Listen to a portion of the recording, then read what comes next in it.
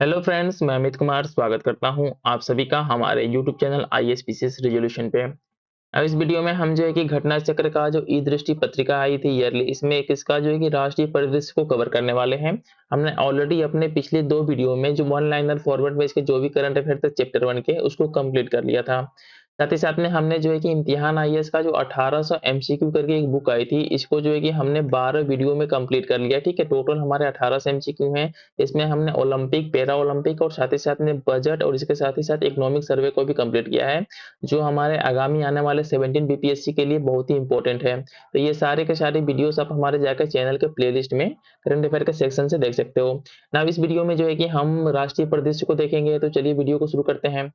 First हमारा current affair क्या है कि एक राष्ट्र एक चुनाव के प्रस्ताव को मंजूरी। ठीक है, तो होता क्या था ना कि पहले जब हमारा 1950 में हमारा देश का संविधान बनकर तैयार हुआ, कॉन्स्टिट्यूशन, तो उसके बाद से क्या हुआ कि जब पहला जनरल इलेक्शन हुआ, तो हमारा इलेक्शन के टाइम से ना क्या होता था कि स्टेट का और साथ ही साथ में सेंट्रल का दोनों का चुनाव साइमल्टेनियस ही होता था। यह क्रम जो है कि हमारा 1967, ठीक है, 1967 के बाद से ये क्रम टूट गया और इसके बाद से डिफरेंट हमारे लोकसभा और साथ ही साथ में राज्य विधानसभाओं के निर्वाचन अधिकांशतः साथ साथ कराए गए थे हमारे 1951-52 से लेके 67 तक। इसके बाद से ये क्रम टूट गया था। तो इसी को लेके हमारा जो है कि ये न्यूज है, इसमें हम देखते हैं क्या क्या इंपॉर्टेंट है हमारे एग्जाम पॉइंट ऑफ व्यू से। तो इसमें नेक्स्ट क्या है हमारा कि भारत के विधि आयोग ने निर्वाचन विधियों में सुधार पर अपनी 170वीं रिपोर्ट में प्रत्येक वर्ष बिना उपयुक्त समय के निर्वाचन के चक्र का अंत किए जाने की सिफारिश की थी। मतलब जो 117वीं रिपोर्ट आई थी किसकी, विधि आयोग ने की, इसमें जो है कि सिफारिश किया गया कि जो हमारा जो साइमल्टेनियस इलेक्शन होता था उसको कंटिन्यू किया जाए और साथ ही साथ में जो डिफरेंट टाइप के जो इलेक्शन हो रहे हैं इसको खत्म किया जाए।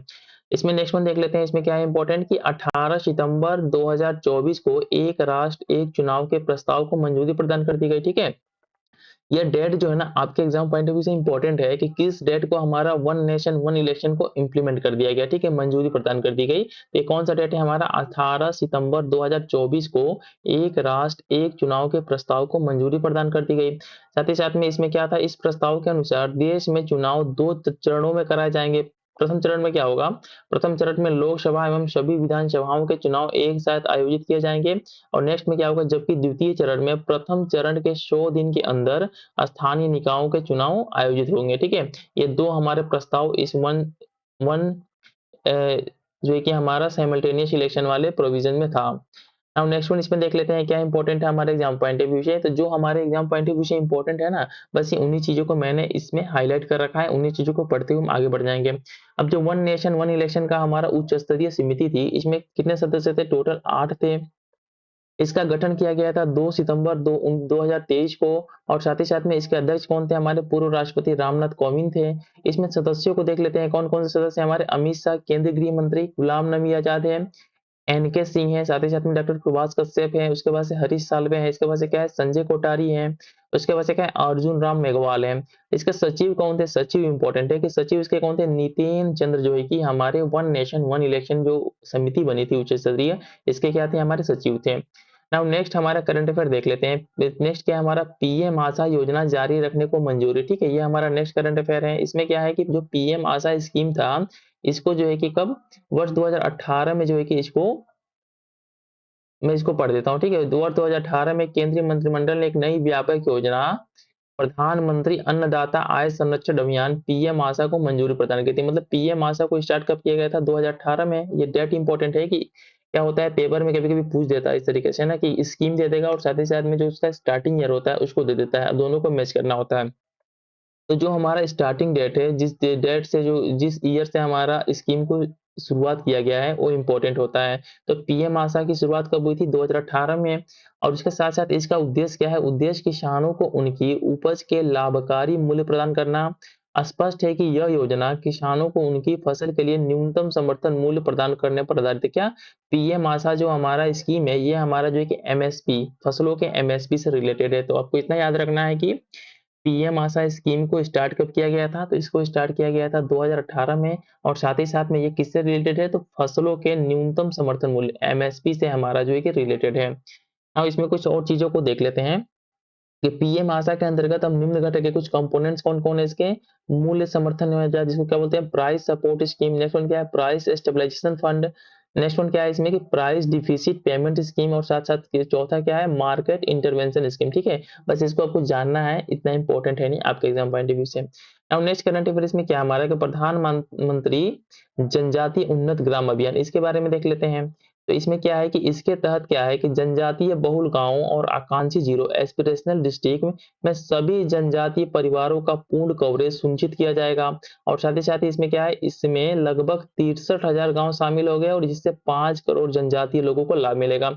जाहिर सी बात है कि जनजातीय उन्नत ग्राम योजना हमारे जनजातीय समुदाय से रिलेटेड है। साथ में इसके जो है कि इसको स्टार्ट कब किया गया था, इसको स्टार्ट किया गया था 18 सितंबर 2024 को। मैं दैट मीन्स कि लेटेस्ट हमारा स्कीम है, अभी अभी स्टार्ट हुआ है। तो आपको याद रखना है कि प्रधानमंत्री जनजातीय उन्नत ग्राम अभियान को जो है कि 2024 में स्टार्ट किया गया है। कब? सितंबर के माह में। नाउ इसमें कुछ और देख लेते हैं क्या है। उल्लेखनीय है कि वर्ष 2011 की जनगणना के अनुसार भारत में अनुसूचित जनजाति एसटी की जनसंख्या कितनी है? 10.45 करोड़ जो है कि कितनी है एसटी की जनसंख्या है इंडिया में, जिसमें से देश भर में 705 से अधिक जनजातीय समुदाय कितने टोटल जो है कि 705 हमारे जनजातीय समुदाय हैं। और साथ में इनका जो पॉपुलेशन में कंट्रीब्यूशन कितना है 10.45 करोड़ है। अब नेक्स्ट वन देख लेते हैं करंट अफेयर क्या है। बायो राइड योजना को मंजूरी। ठीक है, तो बायो राइड से संबंधित कुछ न्यूज देख लेते हैं इसमें कॉन्सेप्ट। तो बायो राइड क्या है, बायो राइड का जो फुल फॉर्म क्या है कि जैव प्रौद्योगिकी अनुसंधान नवाचार और उद्यमिता विकास। मतलब बायो राइड का जो फुल फॉर्म है bio technology research innovation and entrepreneurship development, ये इसका फुल फॉर्म है। साथ में देख लेते हैं क्या है बायोरेड योजना में जैव प्रौद्योगिकी विभाग की दो योजनाओं, जिसमें क्या है फर्स्ट जैव प्रौद्योगिकी अनुसंधान में विकास रिसर्च एंड डेवलपमेंट एंड औद्योगिक एवं उद्यमिता विकास, ठीक है, का विलय किया गया। मतलब कि दो हमारे जो है कि दो स्कीम्स को मिला के एक स्कीम बना दिया गया है जिसका नाम क्या है बायोराइड है, जिसका फुल फॉर्म क्या है bio technology research innovation and entrepreneurship development. साथ में इसमें क्या है, साथ ही इस योजना में बायो मैन्युफैक्चरिंग एवं बायो फाउंड्रिंग नामक एक नए घटक को भी शामिल किया गया। ठीक है, तो टोटल मिला के हमारे कितने घटक हो गए इसके? 3 घटक हो गए। 2 घटक तो ये ऊपर वाले हो गए और नेक्स्ट हमारा जो है कि ये वाला घटक हो गया। इन दोनों तीनों को मिला के क्या बना दिया गया है बायो राइड नाम से एक नया जो है कि हमारा एक स्कीम बना दिया गया है।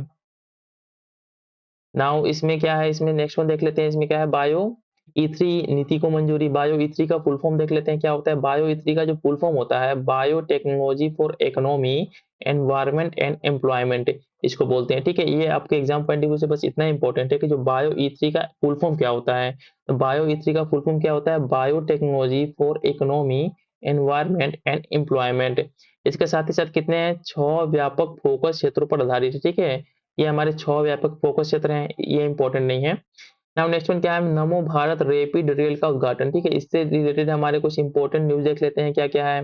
नमो भारत रैपिड रेल का उद्घाटन क्या है 15 फरवरी 2019 को पहली वंदे भारत एक्सप्रेस ट्रेन को नई दिल्ली कानपुर प्रयागराज वाराणसी मार्ग पर रवाना किया गया था। क्या था 15 फरवरी 2019 को जो पहली वंदे भारत एक्सप्रेस ट्रेन थी इसको जो है कि नई दिल्ली कानपुर प्रयागराज वाराणसी मार्ग पर रवाना किया गया था। साथ में क्या है कि वंदे भारत एक्सप्रेस की जो अधिकतम गति कितनी है 160 किलोमीटर पर घंटा है। अब नेक्स्ट वन देख लेते हैं क्या है 1 सितंबर 2024 को केंद्रीय रेल मंत्री अश्विनी वैष्णव ने बीईएमएल लिमिटेड के बेंगलुरु रेल परिसर में भारत की पहली वंदे भारत स्लीपर ट्रेन, ठीक है, भारत की जो पहली Vande Bharat sleeper train set है को रवाना किया गया। इसे बीईएमएल लिमिटेड द्वारा स्वदेशी रूप से डिजाइन किया गया। किसके द्वारा? जो भारत की पहली Vande Bharat sleeper train set है इसको जो है कि बीईएमएल के द्वारा जो है कि स्वदेशी रूप से निर्मित किया गया है। ठीक है, नाउ इसमें कुछ और इंपॉर्टेंट चीजों को देख लेते हैं। 16 दिसंबर 2024 को प्रधानमंत्री नरेंद्र मोदी ने गुजरात में भारत की पहले वंदे मेट्रो ट्रेन का उद्घाटन किया। कहाँ पे? भारत में जो है कि गुजरात राज्य में प्रधानमंत्री मोदी जी ने भारत की पहले वंदे मेट्रो ट्रेन का उद्घाटन किया। साथ में क्या है, इस ट्रेन का संचालन गुजरात से कहाँ में अहमदाबाद एवं भूज के मध्य, कहाँ से? अहमदाबाद और साथ में भूज के मध्य जो है कि किया जाएगा, जो पहली वंदे मेट्रो ट्रेन है।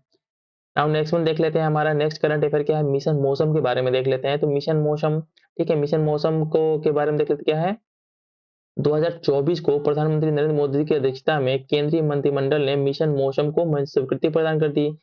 साथ में इसमें कुछ और चीजों को देख लेते हैं। इंपॉर्टेंट फैक्ट्स क्या है मिशन मौसम मुख्य रूप से केंद्रीय पृथ्वी विज्ञान मंत्रालय, जो हमारा केंद्रीय पृथ्वी विज्ञान मंत्रालय है इसके अंदर में हमारा मिशन मौसम आएगा।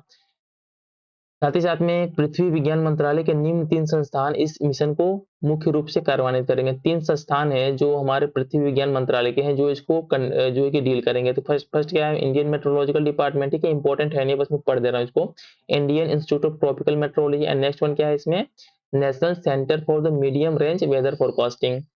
नाउ नेक्स्ट वन देख लेते हैं, इसमें क्या है हमारा नेक्स्ट करंट अफेयर क्या है, स्वच्छ वायु सर्वेक्षण 2024 के बारे में, ठीक है। ये आपके एग्जाम पॉइंट ऑफ व्यू से इंपॉर्टेंट है, जो भी इसमें से फैक्ट्स या कॉन्सेप्ट निकल के आएंगे। वर्ष 2019 में क्या था, केंद्रीय पर्यावरण एवं वन एवं जलवायु परिवर्तन मंत्रालय द्वारा राष्ट्रीय स्वच्छ आयु कार्यक्रम NCAP National Clean Air Programme को लॉन्च किया गया था, ठीक है। तो जो राष्ट्रीय स्वच्छ आयु कार्यक्रम है एनसीएपी, इसको जो है कि 2019 में लॉन्च किया गया था। इसके वजह से क्या हुआ, इस कार्यक्रम के तहत अगले 5 वर्षों में पार्टिकुलेट मैटर, ठीक है, particulate matter PM10 and PM2.5 के स्तरों में 20 से 30% की कटौती करने का लक्ष्य निर्धारित किया गया था। एनसीएपी के तहत वायु गुणवत्ता में सुधार हेतु 130 शहरों को लक्षित किया गया और स्वच्छ वायु सर्वेक्षण केंद्रीय पर्यावरण वन एवं जलवायु परिवर्तन मंत्रालय की एक नई पहल है, ठीक है, जिसका उद्देश्य वायु गुणवत्ता एयर क्वालिटी के आधार पर 130 जो हमारे जो है कि नेशनल क्लीन एयर प्रोग्राम के अंदर में जो शहर आते हैं उनकी रैंकिंग तैयार करना है, ठीक है। नाउ 130 शहरों को निम्न 3 श्रेणियों में विभाजित किया गया है। फर्स्ट वन क्या है, श्रेणी 1 की बात करते हैं तो इसमें 47 सिटीज आते हैं। इसमें कौन-कौन से सिटीज कौन-कौन से किस तरीके से हैं, जिनकी जनसंख्या जो है कि 10 लाख से अधिक है, ठीक है। जिन शहरों की जनसंख्या 10 लाख से अधिक है वो हमारे श्रेणी 1 में आते हैं। अब श्रेणी 2 की बात करते हैं तो इसमें 43 सिटीज आती हैं जिनकी जनसंख्या 3 से 10 लाख तक के बीच की है। अब श्रेणी 3 की बात करते हैं तो इसमें 40 सिटी आती है जिनकी जनसंख्या जो है कि 3 लाख से कम है। मतलब कि जो भी हमारे 130 शहर हैं उनको जो है कि 3 श्रेणियों में बांटा गया है और जो मैक्सिमम सिटीज आती हैं वो 10 लाख से अधिक जनसंख्या वाली 47 आती हैं श्रेणी 1 में। अब इसमें जो है कि हम देख लेते हैं कि स्वच्छ वायु सर्वेक्षण 2024 में विभिन्न श्रेणियों में 3 सीट्स के टॉप के 3 सिटीज कौन-कौन से थे?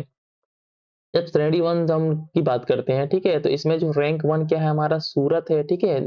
सेकंड पे क्या है जबलपुर है और थर्ड पे क्या है हमारा आगरा है, ठीक है। फिर से मैं चीज को रिपीट करता हूँ कि स्वच्छ वायु सर्वेक्षण 2024 में विभिन्न श्रेणियों में शीर्ष 3 शहर की बात करते हैं तो श्रेणी 1 में टॉप का शहर क्या है, सूरत है, सेकंड नंबर पे जबलपुर है, थर्ड नंबर पे आगरा है।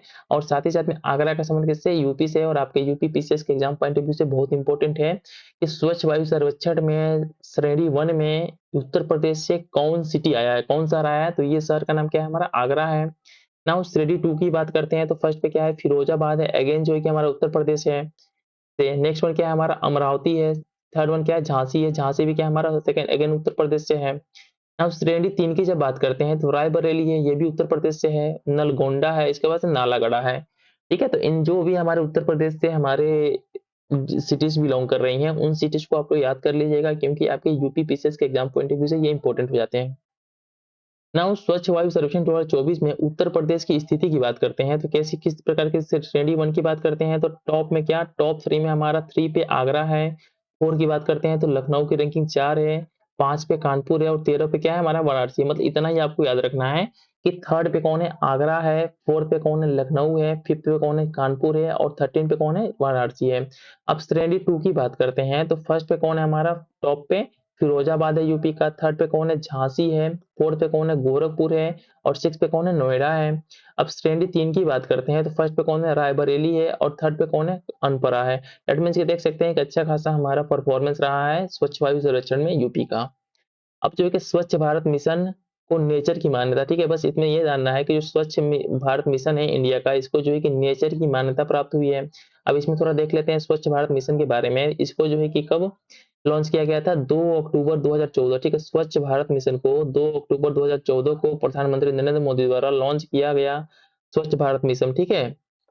बस इतना ही इंपॉर्टेंट है इसमें। इसके बाद से बाकी इसमें कुछ ज्यादा इंपॉर्टेंट है नहीं। नेक्स्ट वन देख लेते हैं इसमें स्वच्छता ही सेवा अभियान 2024 के बारे में। इसमें क्या है कि स्वच्छता ही सेवा अभियान 2024 का आयोजन 17 सितंबर 2024 से 2 अक्टूबर 2024 तक किया जा रहा है।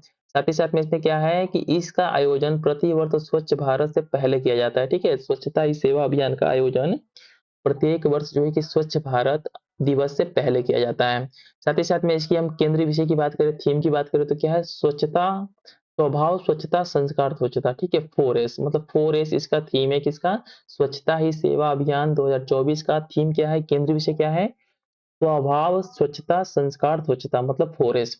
अब जो है कि नेक्स्ट हमारा करंट अफेयर देख लेते हैं क्या है 33वां विधि आयोग, ठीक है। इससे देख लेते हैं क्या क्या इंपॉर्टेंट हमारे एग्जाम पॉइंट ऑफ व्यू से इसमें। तो भारत का विधि आयोग लॉ कमीशन एक गैर संवैधानिक निकाय है, नॉन स्टैट्यूटरी बॉडी है, सबको पता होगा, सभी ने पॉलिटी में पढ़ा होगा। इसमें क्या है कि भारत सरकार के विधि एवं न्याय मंत्रालय के विधि कार्य विभाग डिपार्टमेंट ऑफ लीगल अफेयर द्वारा जारी एक अधिसूचना नोटिफिकेशन द्वारा इसका गठन किया जाता है। किसके द्वारा? भारत सरकार के विधि और न्याय मंत्रालय के विधि कार्य विभाग डिपार्टमेंट ऑफ लीगल अफेयर द्वारा जारी एक अधिसूचना द्वारा इसका गठन किया जाता है। साथ ही साथ में इसमें कुछ और इंपॉर्टेंट चीजें देख लेते क्या है। राष्ट्रपति द्रौपदी मुर्मू ने 3 वर्षों 1 सितंबर 2024 से 31 अगस्त 2027 तक की अवधि के लिए 23वें विधि आयोग के गठन को मंजूरी की है। ये जो डेट है ना आपका, यहाँ पे ये डेट आपके एग्जाम पॉइंट ऑफ व्यू से इंपॉर्टेंट है। तो फिर से मैं इसको रिपीट करता हूँ कि जो हमारा विधि आयोग है, ठीक है, विधि आयोग है लॉ कमीशन का गठन कितने साल के लिए हुआ है? 3 साल के लिए हुआ है, ठीक है। लॉ कमीशन का गठन 3 साल के लिए हुआ है। साथ ही साथ में डेट क्या है? 1 सितंबर 2024 से 31 अगस्त 2027 तक, ठीक है। हमारा जो नेक्स्ट क्या है 31 अगस्त 2027 है, ठीक है। यहाँ तक जो है कि हमारा लॉ कमीशन का गठन किया गया है। नाउ नेक्स्ट वन देख लेते हैं। इसमें भारत के 23वें विधि आयोग में निम्न व्यक्ति शामिल होंगे। कौन कौन से व्यक्ति शामिल होंगे? तो इसमें क्या होगा? 1 पूर्णकालिक अध्यक्ष होंगे और 4 जो है कि पूर्णकालिक सदस्य होंगे। नेक्स्ट क्या है? विधि आयोग का मुख्यालय जो है कि नई दिल्ली में स्थित होगा। और साथ ही क्या है कि इसमें 22वें विधि आयोग का कार्यकाल जो है कि 31 अगस्त 2024 को समाप्त हो रहा है। कब? जो हमारा 22वां विधि आयोग था इसका कार्यकाल जो है कि 31 अगस्त 2024 को समाप्त हो गया था। और साथ में इसके जो है कि न्यायमूर्ति जो है कि सेवानिवृत्त ऋतुराज अवस्थी जो है कि 22वें विधि आयोग के अध्यक्ष थे। बहुत इंपॉर्टेंट है आपके एग्जाम पॉइंट ऑफ व्यू से कि जो 22वां विधि आयोग था हमारा लॉ कमीशन था, इसके अध्यक्ष कौन थे? चेयरमैन कौन थे? ये थे हमारे ऋतुराज अवस्थी, ठीक है। नाउ डिजिटल कृषि मिशन के बारे में कुछ इसमें इंपॉर्टेंट है नहीं।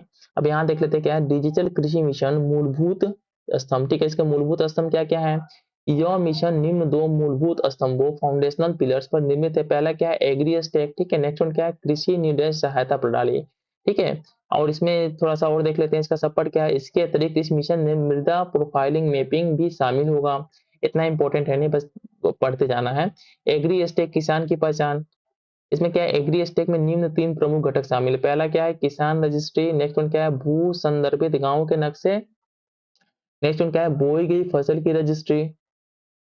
नेक्स्ट में क्या है? एग्री स्टेक के तहत किसान आईडी की शुरुआत की गई है, ठीक है। अब नेक्स्ट हमारा जो इंपॉर्टेंट करंट अफेयर है क्या है? इंडिया सेमीकंडक्टर मिशन के बारे में देख लेते हैं। इसमें क्या है कि वर्ष 2021 में सेमिकॉन इंडिया कार्यक्रम, ठीक है, को मंजूरी प्रदान की गई थी। सेमिकॉन इंडिया कार्यक्रम को कब? 2021 में मंजूरी प्रदान की गई थी। और नेक्स्ट वन इसमें क्या है कि 2 सितंबर 2024 को केंद्र सरकार ने साणंद, ठीक है, साणंद गुजरात में एक अर्धचालक इकाई सेमीकंडक्टर यूनिट की स्थापना की मंजूरी प्रदान की। कहाँ पे? ये इंपॉर्टेंट है कि किस जगह पे जो है कि सेमीकंडक्टर यूनिट की एस्टेब्लिशमेंट की मंजूरी दी गई है। तो ये जगह का नाम क्या है? साणंद गुजरात में जो है कि एक हमारा सेमीकंडक्टर यूनिट को एस्टेब्लिश करने की मंजूरी दी गई है। नाउ नेक्स्ट वन देख लेते हैं। इसमें क्या है? यह अर्धचालक इकाई कायंस सेमिकॉन प्राइवेट लिमिटेड, ठीक है, कायंस सेमिकॉन प्राइवेट लिमिटेड द्वारा स्थापित की जाएगी। ये भी इंपॉर्टेंट है आपके एग्जाम पॉइंट ऑफ व्यू से बहुत ज्यादा कि तो साणंद गुजरात में जो हमारा सेमीकंडक्टर यूनिट एस्टेब्लिश करने की बात हुई है, ये कौन कौन एस्टेब्लिश करेगा? इसको एस्टेब्लिश करेगा कायंस सेमिकॉन प्राइवेट लिमिटेड द्वारा इसको स्थापित किया जाएगा। साथ ही साथ में इसमें नेक्स्ट वन देख लेते हैं क्या है? इन 3 इकाइयों का विवरण निम्न होता है, ठीक है। देख लेते हैं पहला क्या है हमारा कि पुनः, देखिए यहाँ पे क्या है ना कि पुनः जो 29 फरवरी 2024 को देश में 3 अर्धचालक इकाइयों की स्थापना को मंजूरी प्रदान की गई थी। कौन कौन इकाइयां थे हमारा? फर्स्ट वन है धोलेरा गुजरात में सेमीकंडक्टर फैब। पहला क्या है? धोलेरा जो गुजरात में सेमीकंडक्टर फैब का, इसमें क्या है कि ताइवान की साझेदारी में इसको स्थापित किया जाएगा। इसमें क्या है कि यह भारत की पहली एआई समर्थित सेमीकंडक्टर फैब है, ठीक है। तो बहुत इंपॉर्टेंट है आपके एग्जाम पॉइंट ऑफ व्यू से कि भारत की पहली एआई समर्थित सेमीकंडक्टर फैब, ठीक है, first AI enable semiconductor fab कहाँ पे स्टेब्लिश किया जाएगा? इसको स्टेब्लिश किया जाएगा धोलेरा गुजरात में, ठीक है। नाउ नेक्स्ट वन देख लेते हैं। इसमें नेक्स्ट क्या था हमारा, असम में जो है कि अर्धचालक इकाई स्टेब्लिश करने की बात हुई है। इसको कौन स्टेब्लिश करेगा, Tata electronics private limited Morigaon Assam में जो है कि एक अर्धचालक इकाई की स्थापना करेगा। कहाँ पे, मोरीगांव असम में जो है कि एक अर्धचालक इकाई की स्थापना करने की बात हुई है, किसके द्वारा, टाटा इलेक्ट्रॉनिक्स प्राइवेट लिमिटेड के द्वारा। नेक्स्ट क्या हमारा, साड़ंद जो है कि गुजरात में जो है कि अर्धचालक इकाई, ठीक है, जो ऑलरेडी मैंने अभी बताया स्टार्ट में। इसमें क्या है कि यह अर्धचालक इकाई रेनेसॉस इलेक्ट्रॉनिक्स, ठीक है, रेनेसॉस इलेक्ट्रॉनिक्स कॉर्पोरेशन के द्वारा जो है कि, जो कि जापान की कंपनी है, और साथ ही साथ में क्या है, स्टार्स माइक्रो इलेक्ट्रॉनिक्स जो कि थाईलैंड की कंपनी है, ये दोनों लोग मिलकर क्या है, इसको स्टेब्लिश करेंगे, किसको, रेनेसॉन्स इलेक्ट्रॉनिक्स कॉर्पोरेशन, और साथ ही साथ में क्या है हमारा, थाईलैंड की कंपनी का नाम क्या है, स्टार्स माइक्रो इलेक्ट्रॉनिक्स, मिलकर जो है कि साड़ंद गुजरात में एक अर्धचालक इकाई को स्टेब्लिश करेंगे। अब इसके साथ साथ जो कि इंडिया में कितने हो गए हैं, 5 टोटल जो है कि अर्धचालक इकाई को अब तक जो है कि इंडियन गवर्नमेंट के द्वारा मंजूरी दी जा चुकी है। अब नेक्स्ट वन देख लेते हैं, हमारा इंपॉर्टेंट करंट अफेयर क्या है कि सर्वोच्च न्यायालय का ध्वज और प्रतीक चिन्ह, ठीक है, हाल ही में जो है कि सर्वोच्च न्यायालय का ध्वज और प्रतीक चिन्ह को अनाउंस किया गया। तो इसमें देख लेते हैं क्या है कि संविधान के अनुच्छेद 124 में उल्लेखित है कि भारत का एक सर्वोच्च न्यायालय होगा। ये इंपॉर्टेंट आर्टिकल है, ठीक है, और इसको मैंने यहाँ पे ऐसे बस बता दिया आपको, ऑलरेडी आपने पॉलिटी पढ़ा होगा तो इन सभी चीजों को पढ़ा होगा। इसमें क्या है कि भारत के पहले मुख्य न्यायाधीश न्यायमूर्ति हरिलाल जी कनिया थे। कौन थे हमारे भारत के पहले जो मुख्य न्यायाधीश थे, इंपॉर्टेंट यहाँ से फैक्ट निकल के बाहर आ रहा है कि पहले मुख्य न्यायाधीश कौन थे इंडिया के, हरिलाल जो है कि जे कनिया थे। और साथ ही साथ में कुछ और चीजों को देख लेते हैं। सर्वोच्च न्यायालय का ध्वज नीले रंग का होगा, ठीक है, कौन सा रंग का होगा, नीले रंग का होगा। और इस ध्वज में संविधान के खुले पन्नों से सर्वोच्च न्यायालय के गोलाकार भवन को उभरते हुए प्रदर्शित किया जाएगा। साथ ही साथ में इसमें क्या है कि यह, इस ध्वज में न्यायालय भवन के सुनहरे रंग से चित्रित किया गया है। इस ध्वज में न्यायालय के गोलाकार भवन के ऊपर अशोक चक्र को स्थान दिया गया है। इस संपूर्ण डिजाइन को एक वृत्त का घेरा गया है, जिसमें निचले भाग में संस्कृत श्लोक क्या लिखा गया है, यतो धर्मस्तु जया। इस श्लोक का अर्थ क्या है, जहां धर्म है वहां जीत है। सर्वोच्च न्यायालय का क्या हो गया है, सर्वोच्च न्यायालय के 75 वर्ष पूरे हुए हैं, जिसपे जो है कि एक सिक्का, साथ ही साथ में स्मारक डाक टिकट को भी जारी किया गया है। अब नेक्स्ट हमारा इंपॉर्टेंट करंट अफेयर देख लेते हैं, क्या है, बाणवड़ पतन का शिलान्यास, ठीक है, बाणवड़ जो है कि हमारा पतन का शिलान्यास किया गया है, जो कि इंडिया का क्या है, भारत का 12वां जो है कि, सॉरी, इंडिया में जो कि कितने हैं, इंडिया भारत में वर्तमान में कुल जो है कि 12 महापतन मेजर पोर्ट्स हैं, ठीक है। और इसके साथ साथ इसमें देख लेते हैं क्या है कि 30 अगस्त 2024 को प्रधानमंत्री नरेंद्र मोदी ने बाणवड़ पतन का शिलान्यास किया। यह पतन कहाँ पे, महाराष्ट्र के पालघर जिले के दहाड़ू नगर में स्थित होगा। कहाँ पे, जो बाणवड़ पतन होगा कहाँ पे हमारा, ये हमारा सिचुएटेड होगा महाराष्ट्र में, ठीक है, महाराष्ट्र के कौन सा जगह में, पालघर जिले में। अब नेक्स्ट वन देख लेते हैं, इससे क्या इंपॉर्टेंट है कि बाणवड़ पतन को हर मौसम के लिए उपयुक्त ग्रीन फील्ड डीप ड्राफ्ट महापतन, ठीक है, के रूप में विकसित किया गया है। साथ ही इसमें क्या है, निर्माण पूरा होने के पश्चात यह पतन विश्व के शीर्ष 10 पतनों में से एक होगा। नाउ नेक्स्ट वन इसमें देख लेते हैं, जो हमारे 12 जो है कि मेजर पोर्ट्स इंडिया के कौन कौन से हैं, ठीक है, इनका नाम यहाँ पे दिया हुआ है, ठीक है, इनको मैं एक बार पढ़ देता हूँ कि श्यामा प्रसाद मुखर्जी पतन कोलकाता, कहाँ पे, हल्दिया सहित। नेक्स्ट वन क्या है, पारादीप पतन उड़ीसा में है, विशाखापट्टनम आंध्र प्रदेश में है, कामराजर जो है कि तमिलनाडु में है, चेन्नई तमिलनाडु में है, बी ओ चिदम्बरम पतन जो है कि तुतुकोडी तमिलनाडु में है, दीनदयाल पतन जो है कि कच्छ गुजरात में है, मुंबई पतन महाराष्ट्र में है, जवाहरलाल नेहरू पतन महाराष्ट्र में है, मुरगांव पतन गोवा में है, और नौ मंगलुरु पतन जो कर्नाटका में है, और उसके बाद से कोचीन पतन जो कि कोचीन केरला में है।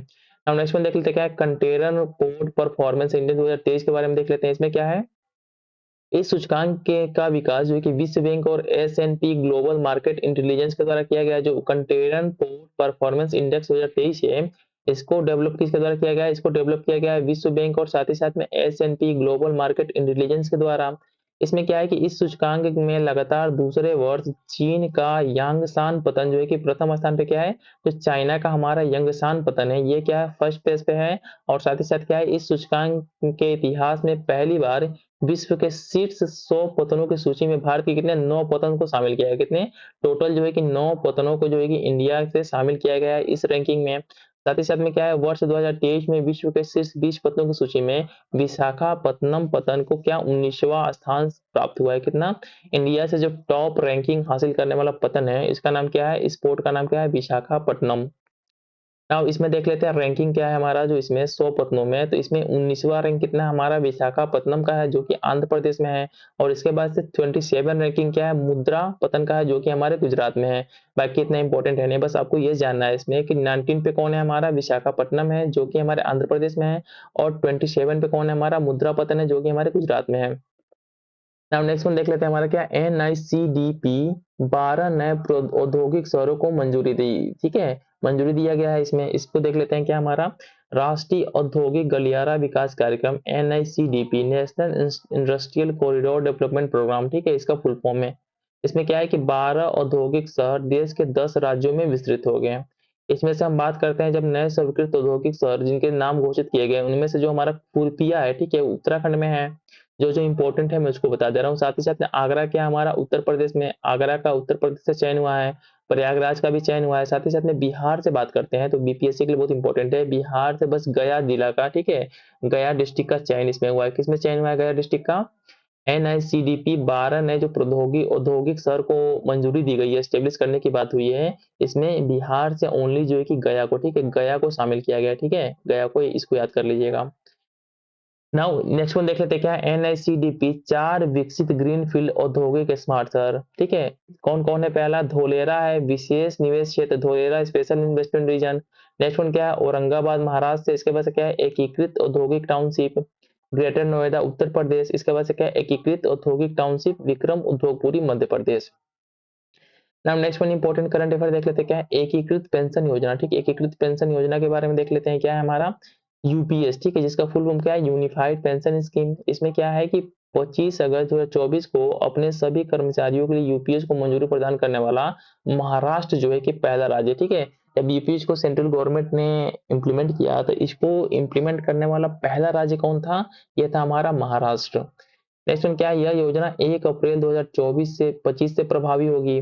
और इसमें क्या है? सुनिश्चित पेंशन की बात की गई, मतलब कर्मचारियों को उनके सेवानिवृत्ति से पहले के अंतिम 12 महीनों में प्राप्त औसत मूल वेतन के 50% के समतुल्य राशि मूल पेंशन के रूप में प्रदान की जाएगी। साथ ही साथ में क्या है? हालांकि उपयुक्त पेंशन राशि को प्राप्त करने के लिए न्यूनतम 25 वर्षों की सेवा आवश्यक होगी। ठीक है, और इसके बाद से नेक्स्ट वन देख लेते हैं। इसमें क्या है हमारा कि NIRF, ठीक है, इंडिया रैंकिंग 2024 को देख लेते हैं। ये न्यूज जो NIRF है इसमें इसका फुल फॉर्म क्या है? National institutional ranking framework. ठीक है, जिसको जो है कि शुरुआत 29 सितंबर 2015 को की गई थी।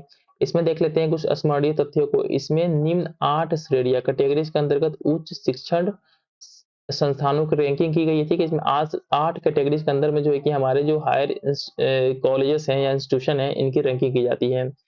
3 नई श्रेणियों को इसमें ऐड किया गया। ठीक है, 3 नई श्रेणियां था राज्य सार्वजनिक विश्वविद्यालय, मुक्त विश्वविद्यालय और कौशल विश्वविद्यालय वर्ष 2024 में पहली बार इंडियन रैंकिंग में शामिल की गई।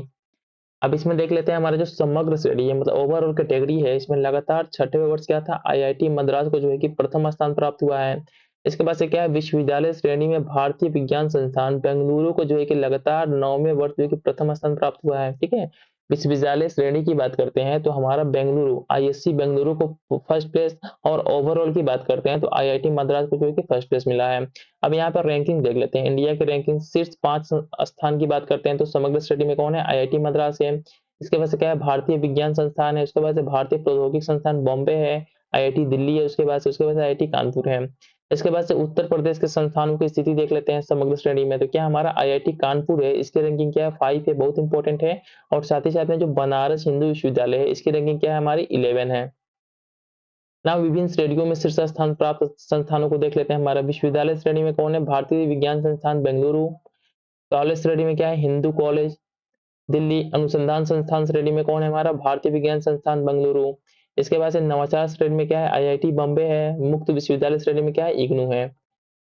और इसके बाद से नेक्स्ट क्या है? इसमें कौशल विश्वविद्यालय श्रेणी में कौन है हमारा? Symbiosis skills and professional university.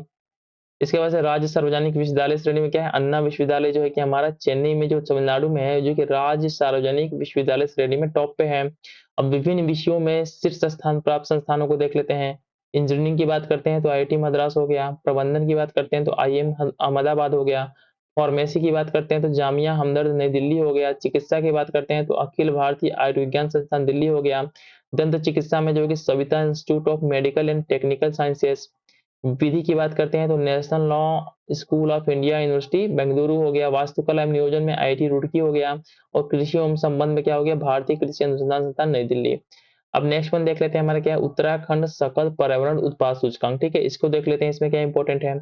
सकल पर्यावरण उत्पाद जीईपी ग्रोस एनवायरमेंट प्रोडक्ट सूचकांक को मानवीय हस्तक्षेपों के कारण होने वाले पारिस्थितिकी विकास इकोलॉजिकल डेवलपमेंट का मूल्यांकन करने के लिए विशेष रूप से डिजाइन किया गया है।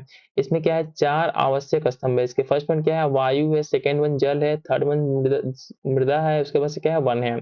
अब इसमें कुछ स्मरणीय तथ्यों को देख लेते हैं। क्या है, सकल पर्यावरण उत्पाद सूचकांक का शुभारंभ करने वाला उत्तराखंड क्या है, देश का पहला राज्य है। जो हमारा है ना, क्या है, उत्तराखंड सकल पर्यावरण उत्पाद सूचकांक, मतलब कि उत्तराखंड जो कि सकल पर्यावरण उत्पाद सूचकांक को जारी करने वाला पहला राज्य है भारत का, और आपके एग्जाम पॉइंट ऑफ व्यू से क्या है, इंपॉर्टेंट है।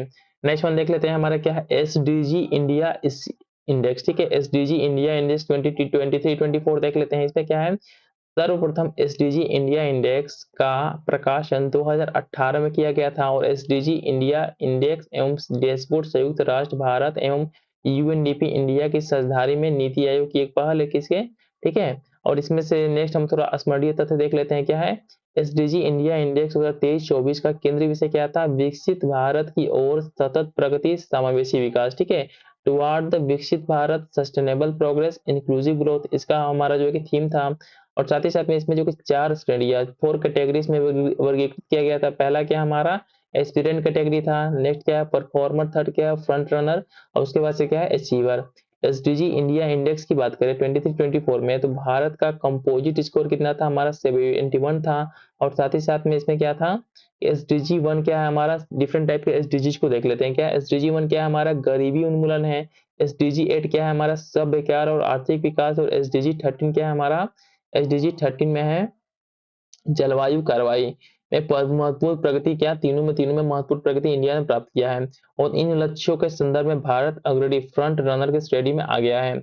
अब यहाँ देख लेते हैं हमारा क्या एसडीजी इंडिया इंडेक्स सर्वाधिक सुधार दर्ज करने वाले 5 राज्य या केंद्र शासित प्रदेश कौन कौन से हैं।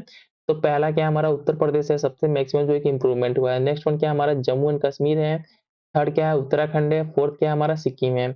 अब एसडीजी इंडिया इंडेक्स 23-24 में राज्यों की संयुक्त रैंकिंग में केरल एवं उत्तराखंड क्या था, शीर्ष स्थान पे है। मतलब जो इस रैंकिंग में टॉप के स्टेट कौन है हमारे, फर्स्ट पे क्या है केरल है, सेकंड पे और साथ ही साथ फर्स्ट पे हमारा उत्तराखंड भी संयुक्त रूप से है।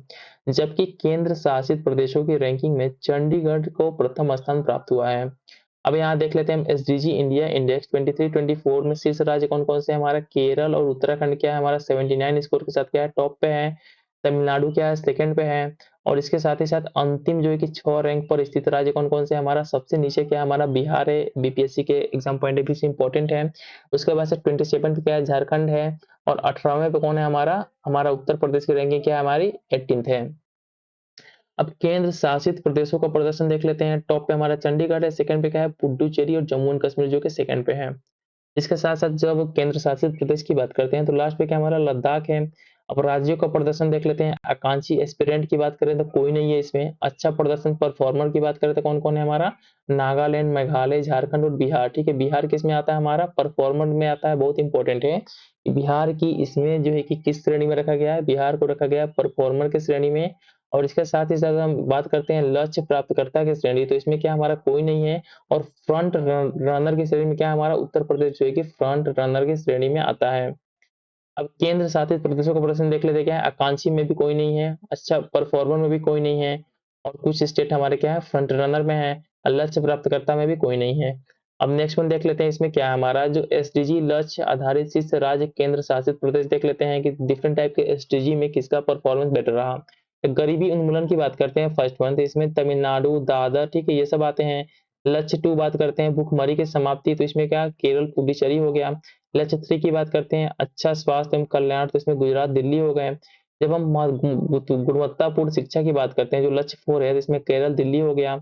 लक्ष्य 5 की बात करते हैं लैंगिक समानता की, तो ये हमारा नागालैंड और लक्षद्वीप है। और साथ ही साथ में ना आप लोग जो कि जितने डिफरेंट टाइप के जो लक्ष्य दे रखे हैं ना यहाँ पे एसडीजी, इसको भी याद कर लीजिएगा क्योंकि आपके एग्जाम पॉइंट ऑफ व्यू से इंपॉर्टेंट है। लक्ष्य 6 में कौन आते हैं, स्वच्छ दल एवं स्वच्छता। इसके बाद से हम लक्ष्य जो है कि 7 की बात करते हैं तो सस्ती एवं स्वच्छ वायु ऊर्जा। लक्ष्य 8 में क्या आता है, सब बेकार एवं आर्थिक विकास। लक्ष्य 9 की बात करते हैं तो उद्योग, नवाचार एवं बुनियादी ढांचा। लक्ष्य 10 की बात करते हैं तो असमानताओं में कमी आती है। लक्ष्य 11 की बात करते हैं तो सतत शहर और समुदाय आता है। लक्ष्य 12 की बात करते हैं तो उत्तरदायी उपभोग एवं उत्पादन आता है। लक्ष्य 13 की बात करते हैं तो जलवायु कार्रवाई आता है इसमें। लक्ष्य 14 की बात करते हैं तो जल के नीचे जीवन। लक्ष्य 15 में भूमि एवं जीवन। लक्ष्य 16 में शांति, न्याय एवं मजबूत संस्थाएं। ठीक है, अब संविधान हत्या दिवस के बारे में देख लेते हैं। इसको जो है कि क्या है, अब तक 3 बार देश में जो है कि राष्ट्रीय आपातकाल की घोषणा हो चुकी है, ठीक है? और साथ ही साथ में सर्वप्रथम बात करें तो चीन भारत युद्ध में, ठीक है? बस इंपॉर्टेंट ये है आपके एग्जाम पॉइंट ऑफ व्यू से कि अब तक जो है कि हमारे देश में कितनी बार आपातकाल की घोषणा हुई है, टोटल 3 बार। अब नेक्स्ट वन इसमें क्या है कि जो हाल ही में गवर्नमेंट ने अनाउंस किया है कि हम संविधान हत्या दिवस मनाएंगे, किस डेट को, ये हमारा जो है कि 25 जून को, ठीक है? 25 जून को संविधान हत्या दिवस के रूप में मनाया जाएगा, क्योंकि इसी दिन जो है कि इमरजेंसी को इंडिया में लगाया गया था। ना इसमें कुछ इंपॉर्टेंट है नहीं। नेक्स्ट देख लेते हैं न्यूज हमारा क्या है, वैश्विक इंडिया एआई शिखर सम्मेलन, ठीक है? 2024 के बारे में देख लेते हैं। इसमें क्या है, 3-4 जुलाई 2024 को भारत मंडपम नई दिल्ली में वैश्विक इंडिया एआई शिखर सम्मेलन, कहाँ पे, वैश्विक इंडिया एआई शिखर सम्मेलन का आयोजन कहाँ पे, नई दिल्ली में किया गया। जिसका इंग्लिश में पढ़ देता हूँ, ग्लोबल इंडिया एआई समिट का आयोजन कहाँ पे किया गया है, नई दिल्ली में किया गया है। एग्जाम पॉइंट ऑफ व्यू से इंपॉर्टेंट है। अब नेक्स्ट वन देख लेते हैं हमारा क्या, इंडिया एआई मिशन के बारे में देख लेते हैं, कुछ इंपॉर्टेंट है कि नहीं इसमें, ठीक है? बाकी इसमें कुछ इंपॉर्टेंट तो नहीं दिख रहा है, नहीं ये इंपॉर्टेंट। नेक्स्ट वन क्या है, दूरसंचार अधिनियम 2023 को देख लेते हैं। इसमें भी कुछ हमारा इंपॉर्टेंट नहीं है।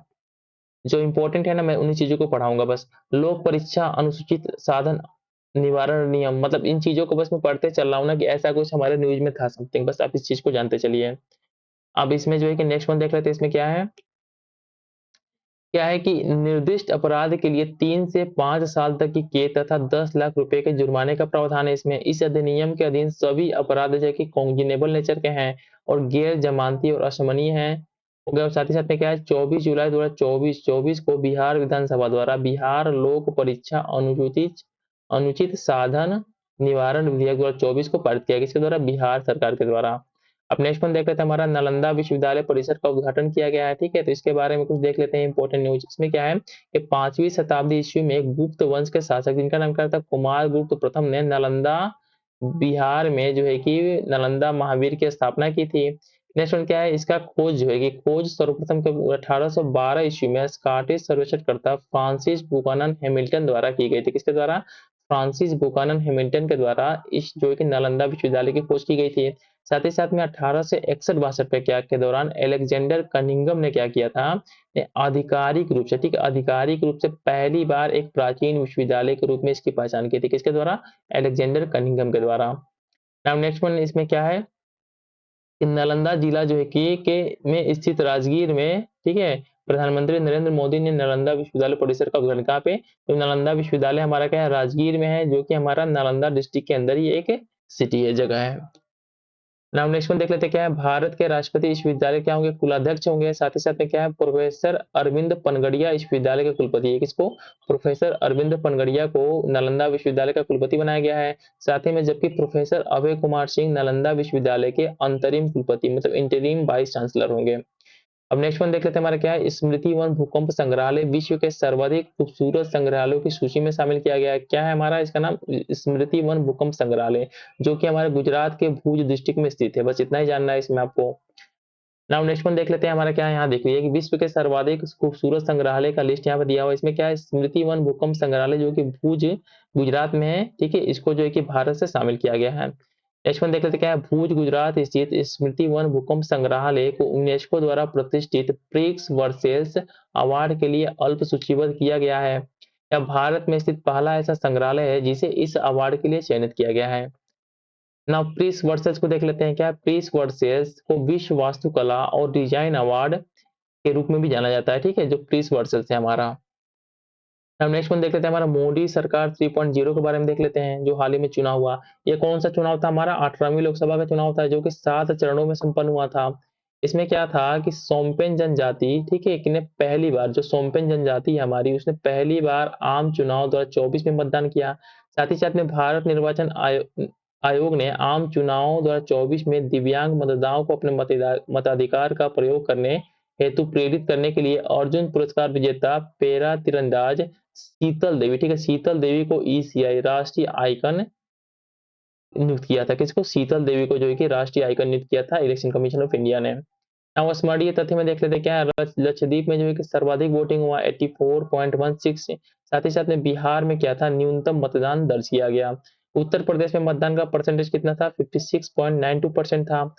नेक्स्ट क्या उल्लेखनीय है कि गुजरात स्थित सूरत लोकसभा निर्वाचन क्षेत्र में भारतीय जनता पार्टी के मुकेश कुमार चंद्रकांत दलाल निर्विरोध जो है कि विजय घोषित किए गए। क्या नाम है इनका? मुकेश कुमार चंद्रकांत दलाल, जो कि कहाँ पे हमारे गुजरात के सूरत लोकसभा से जो कि इनको जो कि निर्विरोध जो कि विजयी घोषित किया गया।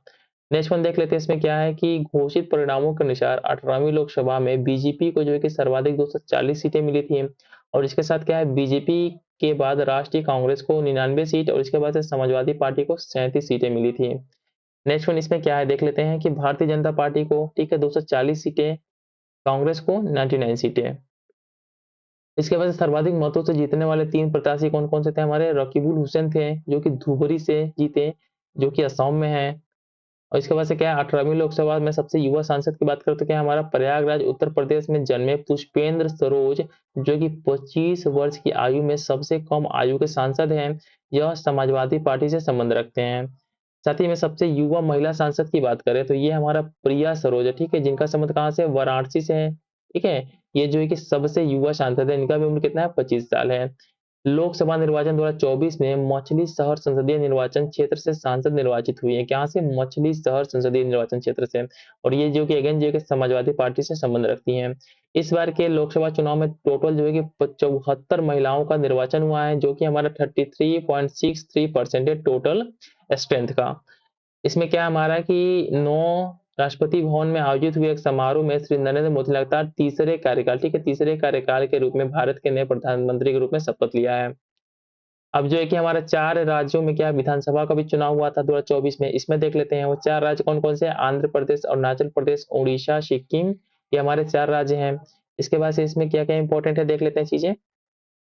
कि 4 जून 2024 को घोषित परिणामों के अनुसार आंध्र प्रदेश विधानसभा चुनाव 2024 में Telugu Desam party TDP, Bharatiya Janata party BJP और जनसेना पार्टी जेएनपी के गठबंधन से भारी जीत हासिल हुई। किसने? टीडीपी, जेएनपी और एनडीए ने मिलके, और साथ ही साथ में जो है कि बीजेपी ने मिलके, ठीक है, सॉरी, टीडीपी, बीजेपी और जेएनपी ने मिलके जो कि आंध्र प्रदेश ने गवर्नमेंट को फॉर्म किया है।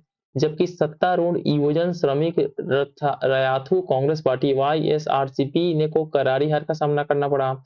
इसमें क्या है कि एन चंद्रबाबू नायडू को आंध्र प्रदेश के नए मुख्यमंत्री के रूप में शपथ ग्रहण की है। और इसके साथ साथ क्या है कि संस्थापक जो है कि लोकप्रिय तेलुगु अभिनेता और जनसेना पार्टी के संस्थापक कौन है? पवन कल्याण को आंध्र प्रदेश का जो है कि उप मुख्यमंत्री बनाया गया है।